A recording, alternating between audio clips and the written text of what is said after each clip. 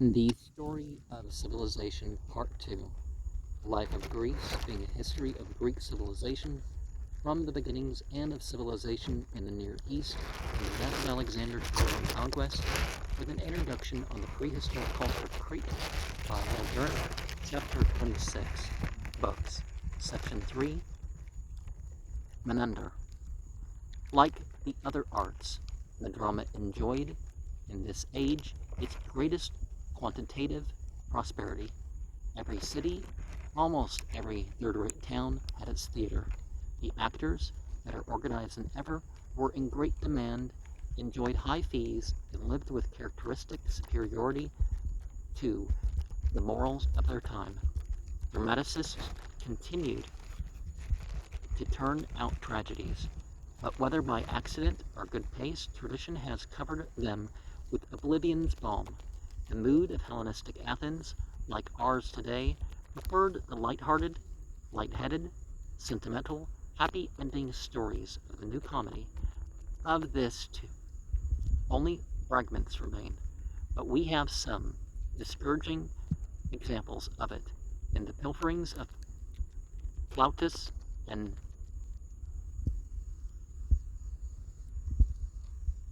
Herenc, who composed their plays by translating and adapting Hellenistic comedies. Plautus and Terence, the high concerns of state and soul that aroused Aristophanes are, in the new comedy, put aside as too perilous for the literary neck. Usually the theme is domestic or private, and traces the devious roads by which women are led to generosity, and men, nevertheless, matrimony. Love enters upon its triumphant career as a master of the boards. 1,000 damsels in distress cross the stage, but achieve honor and wedlock in the end. The old phallic dress is abandoned, and the old phallic gaudiness. But the story circles narrowly about the progeny of the leading lady, and virtue plays as small a role in it as in our daily press, since the actors wore masks, and the number of masks was limited. The comic dramatist wove his plots of intrigue and mistaken identity around a few stock characters, whom the audience is always delighted to recognize: the cruel father, the benevolent old man, the prodigal son, the heiress mistaken for a poor girl, the bragging soldier, the clever slave, the flatterer, the parasite, the physician, the priest, the philosopher, the cook, the courtesan, the procuress, and the pimp. The masters of this comedy of errors in 3rd century Athens were Philemon and Menander. Of Philemon, hardly anything survives except the echo of his renown. The Athenians liked him better than Menander and gave him more prizes, but Philemon had raised to high excellence the art of organizing a claque. Posterity, being ignored in the subsidy, reversed the judgment and gave the crown to Menander's bones. The Congreve of Athens was a nephew of the fertile dramatist Alexis of Thurii, the pupil of Theophrastus, and the friend of Epicurus. From them he learned the secrets of drama, philosophy, and tranquility. He almost realized Aristotle's ideal. He was handsome and rich, contemplated life with serenity and understanding, and took his pleasures like a gentleman. He was an inconstant lover, content to repay Glaucera's devotion by touching her name with immortality. When Ptolemy I invited him to Alexandria, he sent Philemon in his stead, saying, "Philemon has no Glaucera, who had suffered much, rejoicing at having triumphed over a king. Thereafter, we are assured, he lived faithfully with her until, at the age of 52, he died of a cramp while swimming at the Piraeus in 292 BCE. remember one of the meanings of the number value 52 is male fertility.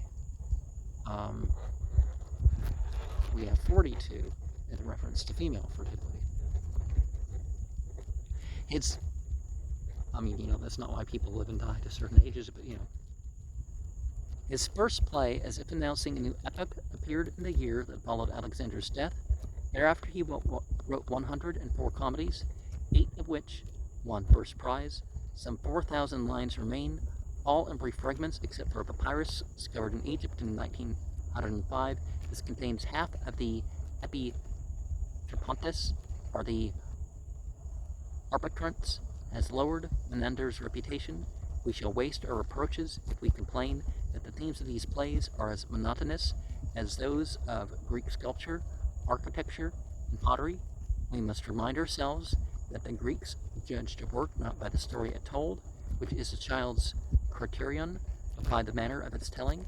What the Greek mind relished in Menander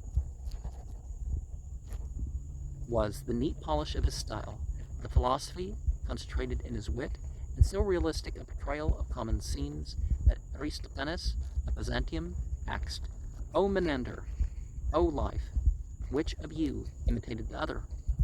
In a world that had fallen forfeit to soldiers, nothing remained, in Menander's view, but to contemplate human affairs as a spectator, indulgent but uninvolved. He notes the vanities and vacillations of woman, but concedes that the average wife is a blessing. The action of the arbitrants turns in part upon a rejection of the double standard, and of course one play is about the virtuous prostitute who, like Damas's lady of the Camellias, refuses the man whom she loves in order to get him respectably married to a profitable wife. Lines that are now proverbs appear in the fragments, like evil communications, corrupt good manners, quoted by St. Paul, and conscience makes cowards of the bravest men. Some credit Menander with the original of Terence's famous line, "Homo sum humani nil a me alienem poto." I'm a man, but consider nothing human to be alien to me. Occasionally we come upon jewels of insight, as in everything that dies by its own corruption. All that endures is within. Are in these typical verses prophetic of Menander's early death? Whom the gods love die young.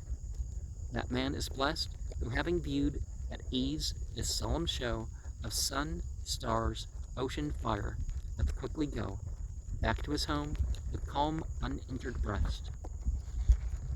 The life, are short, are long, is manifest. Thou ne'er wilt see things goodlier, Carmeno, than these, then take thy sojourn here as though thou wert some playgoer or wedding guest, the sooner sped, the safelier to thy rest, well furnished, foe to none, with strength at need. Shalt thou return, while he who tarries late faints on the road, outworn with age oppressed, harassed by foes whom life's dull tumults breed. Thus ill dies he for whom death